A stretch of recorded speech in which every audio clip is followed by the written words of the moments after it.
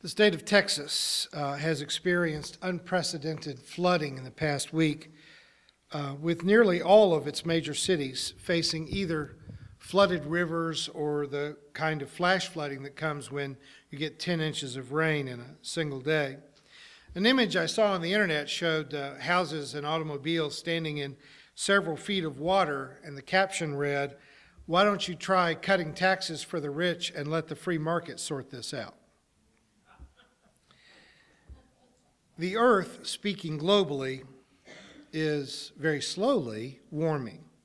And that warming is causing some shifts in weather patterns, actually making some parts of the globe abnormally cooler as ice shelves drop off in the northern and southern poles and cool down the ocean water around it. There's actually colder air in some places because of the total global warming. But it's also causing some atmospheric shifts that are giving us remarkable lack of rainfall, drought in the West Coast, where an awful lot of our food has historically been grown, but causing flooding in Texas and Oklahoma, along with the often discussed rise in the sea level that will eventually cover some of our favorite parts of Florida, as well as flooding Manhattan Island and the Boston Harbor, and many other places that we would really rather not give back to the seas. There are long-term solutions to our environmental problems, but to date, our nation and much of the rest of the world remain unwilling to actually work on known solutions. But there's not a Republican and Democratic school of science. There's just good science and there's junk science. One of the things I love about science is that it's true whether you believe it or not, that it's not based on your opinions. However, there are attempts at making science partisan. The Republican-controlled states of Florida and North Carolina have, by act of their legislature, made it illegal for state employees to use the term global climate change or any of its corollaries of global warming, etc., sea level rise. They're not even able to say sea level rise, where they are clearly suffering from sea level rise. They are forced to use the term nuisance flooding, as if it were not a trend that's actually going to get worse. Tennessee, Oklahoma, Louisiana, and Texas have all taken similarly science-denying state policies. C.S. Lewis made the observation years ago that a lunatic cannot blot out the light of the sun by writing the word darkness on their cell wall. Refusing to deal with the facts, refusing to deal with the words, or like Scarlett O'Hara in Gone with the Wind saying, "I'll just worry about that tomorrow," is deadly ignorant, literally deadly ignorant.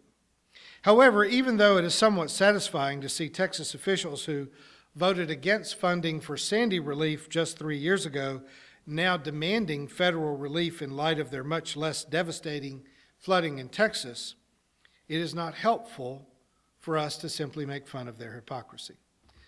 It's low-hanging fruit, it's tempting, I enjoy it too, but it isn't helpful.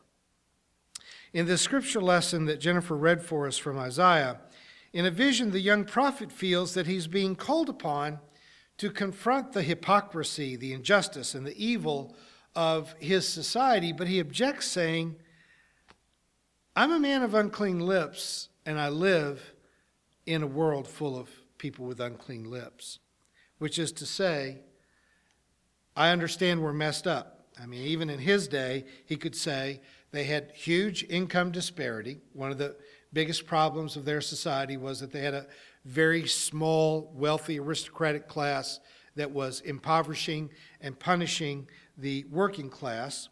Most of the food eaten in Isaiah's day was grown and harvested under slave-like conditions, if not literally slave-like, and their foreign policy was so bad that it was provoking their neighbors to want to kill them. So he says, I am a part of the society that created all of these problems. Who am I to speak? When I was a kid doing gospel studies, one of the questions that came up a lot in Sunday school was, why did Jesus have to be baptized if he was sinless? And it was a problem for the Middle Ages church as well, that why would Jesus, the Son of God, need to be baptized? And the right answer to that is that in Jesus' day, they didn't understand individualism the way that we do in the Western world. The cloak that Jesus wore was likely largely produced under slave-like circumstances. The food that Jesus ate, even though Jesus didn't appear to have a business, own property, or even touch money, it appears that Jesus eschewed ever holding money himself. But still, he was a part of a society that profited from slavery, that exploited foreigners, that took advantage of the poor. And if you ate, if you slept in someone else's house, even if you didn't own the house, you were a part of the society that had sin. So it doesn't make for a theological problem if you see it as a societal issue instead of an individual issue. And we have lots of people that claim innocence as an individual, but we still benefit from the sins of our society. You don't typically think of the words humble or modest when you think of Isaiah, or for that matter, any of the Old Testament prophets, or quite frankly, any preacher that I've ever met. Preaching in and of itself is all the evidence you need to accuse someone of arrogance. Expecting hundreds of people to sit quietly and listen while I tell them what I think is of most concern is a narcissistic exercise in and of itself that could only really be trumped if I decided to print currency with my own picture on it. And still, it is what a prophet is supposed to do. But I appreciate his modesty, even if it was only in a vision and not in real life, and even if he had to tell us all about how modest he was. The fact remains, Isaiah identified himself as being a part of a corrupt society, and that he was ashamed to confront the corruption of society since he was part of the problem. That, I think, men and women, is a helpful reminder for us all, especially, I don't know when we're not in an election year anymore. It seems like our presidential elections are perpetual, but we are actually coming into a more loud and involved election year. Late night talk shows and news parody shows have trained us all to discuss matters of great importance as if we were all snarky comedians. That our conversation about politics takes place in a way that makes it seem like we're all trying out to be the successor to Stephen Colbert or Jon Stewart. And I'm especially guilty of that. I've got this regular 20-minute gig every week in which I want to appear to be simultaneously persuasive and also terribly witty. I have good friends who regularly try to persuade me to tone down my rhetoric, insisting that there is guilt on both sides of the political divide, and that no progress can be made until we stop the partisan bickering and meet in the middle. I get that. We are people of unclean lips, and we live in a country of unclean lips. I get it. I don't think that the offenses are anything like equal, and I don't think that talking in false equivalencies really helps us to get at the truth. My politics are based on my religion, my approach to spirituality and to ethics. I know that a lot of conservative religious people would say exactly the same thing, though. The right wing of religion, whether you're Jewish, Christian, or Muslim, tends to resist equal rights for women, even equal pay for women, or the rights of women to manage their own reproductive life. They tend to be very pro-business, very anti-union. They usually oppose gay rights and are willing to edit both science and history to suit their own purposes. I mean, I don't know if you followed any of the textbook debates around the country, but there are actually states that are trying to edit out things like slavery out of textbooks. And Texas American History book makes the claim that slavery was not what led to the Civil War. I mean, there's just stunning attempts at rewriting history and science books in order to not deal with inconvenient things that conflict with your worldview. Those of us on the religious left, again, of all three major Western religions, Judaism, Islam, and Christianity, take nearly the opposite views to the religious right on matters of civil rights and poverty issues. That does not, however, equate to me being a good Democrat. I have heard that said about me in any number of instances. I sometimes will tell people that I feel like I hail from the Democratic wing of the Democratic Party, because I don't see the Democratic Party acting like what their literature says that they want to act like. They are better at talking the talk than they are at walking the walk. They tend to walk in goose-step line with the militarism and corporate services that we tend to associate with the Republican Party. I was very surprised a few years ago, the first time that we actually lost church members. When I publicly criticized President Obama, they seemed to believe that a prophetic pulpit would equate to a Democratic Party rally every single week, and that I could never criticize the Democratic Party. That doesn't make any sense to me, but it obviously makes sense to a lot of them, because one of the things I think we can say about both the Republican and the Democratic parties is that they're not very good at self-criticism. They're just not very good at looking at their own track record and realizing when they've really messed up. It was interesting to me this week when Rand Paul was willing to say it was Republican foreign policy that basically created an armed ISIS. But, you know, that's always a trick. Every time Rand Paul says something that makes me think, hey, that was really courageous and right, you just have to wait 5 minutes. He will say something completely crazy that makes you think, oh, wait a minute. You know, my dad liked to say that even a blind hog finds an acorn now and then, and I think sometimes Ron Paul just stumbles onto something that sounds like he might be one of us, but he's not one of us. But all that being said, I'm very critical of, for example, the Keystone XL pipeline project, because not just because they're planning on putting an oil pipeline over America's largest aquifer, endangering water source for millions of people, but because what they're going to pump out in those tar sands in Canada, that is some of the most carbon-laden stuff in the world, and it needs to stay in the ground where it is. That we really need to get away from using that as an energy source. We need to find energy sources that do not release carbons into the air. I believe that, I said that, but just like everyone else here, I burn gasoline to get to church today.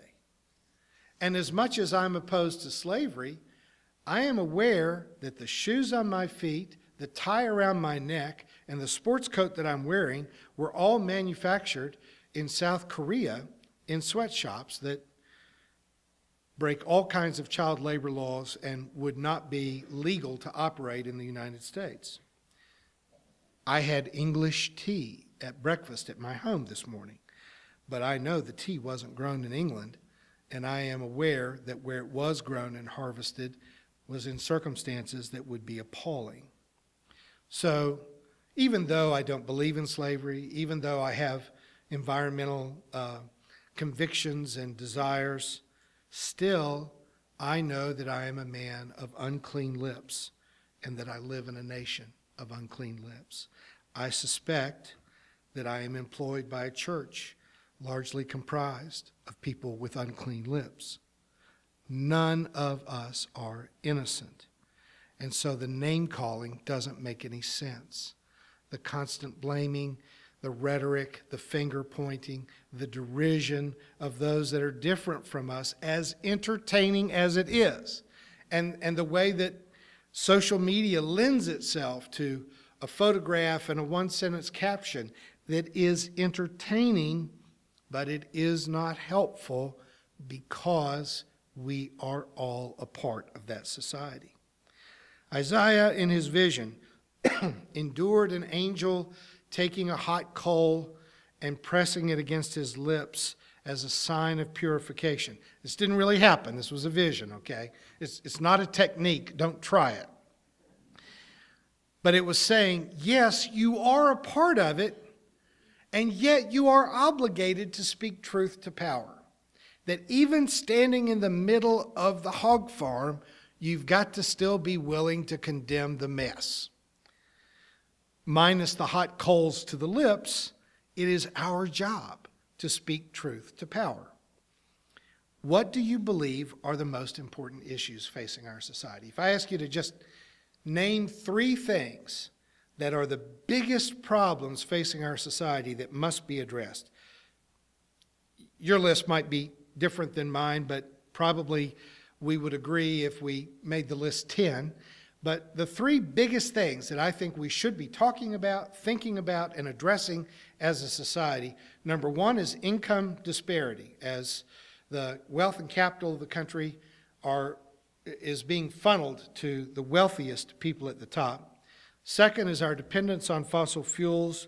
And third is a foreign policy that is based on maintaining a military empire. Those are the 3 things that I think we should be thinking about and talking about.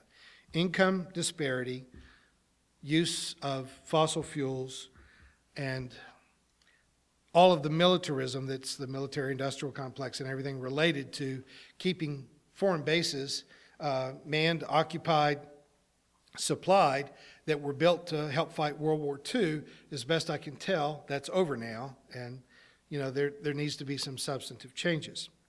But if you agree, basically, that if those are not your 3, that those 3 are pretty close to the top, what then do you hear about in the news? If you were to tape one 24-hour segment of the 24-hour news cycle, what do they talk about in the news? We're still hearing about Benghazi. There's been more formal investigations of Benghazi than there have been investigations of what led into the war in Iraq. I mean, in terms of scale, it's crazy, but we're still trying to get at Hillary's emails to find out what we can accuse her of about Benghazi. And we're still debating over and over and over human sexuality and who has a right to decide who can love who and who can marry who. I mean, as if you can vote on someone's sexual orientation. Let's just say that there was a vote and it turned out that 99% of the people voted that everyone should be gay. Could you change if you're heterosexual? If it were the law of the land, would you change your sexual orientation? But we still keep talking about it. And then, of course, we talk a great deal about the sexual peccadillos of politicians. Dennis Hastert, of course, has been in the news this week, but even some of Bill Clinton's old girlfriends have been reappearing in the news, trying to get attention again. And we mostly, if you, again, taped a 24-hour segment of any cable news network, the majority of the day's time is spent talking about which candidate is the most likely to get to serve corporate and military interests next. I mean, it has been at least 50% of what's been talked about in the media for a year, and for the next year, it will come closer to 75 to 80%. So you see the problem, right? That the real issues that we really need to be addressing are virtually not discussed, and what we do discuss publicly is almost trivial. So as long as the media keeps us focused on trivia, and political parties both engage in dog whistle manipulation of voters, then the poor will continue to be more impoverished. Corporations that make money off wars, medicines, and food, and banking services will continue to run our government for their own benefit, while the earth itself becomes uninhabitable, and the concepts of freedom and individual prosperity will become matters of history.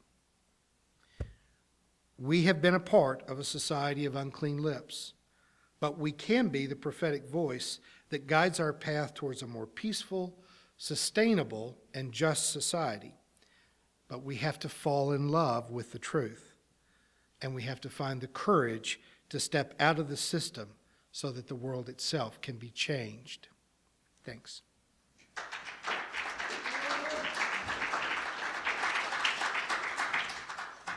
You have been watching a progressive Christian video from the Community Christian Church of Springfield, Missouri. We encourage our viewers to donate to our efforts in feeding the homeless and hungry of our community. Write to us at Reverend Dr. Ray at AOL.com for more information.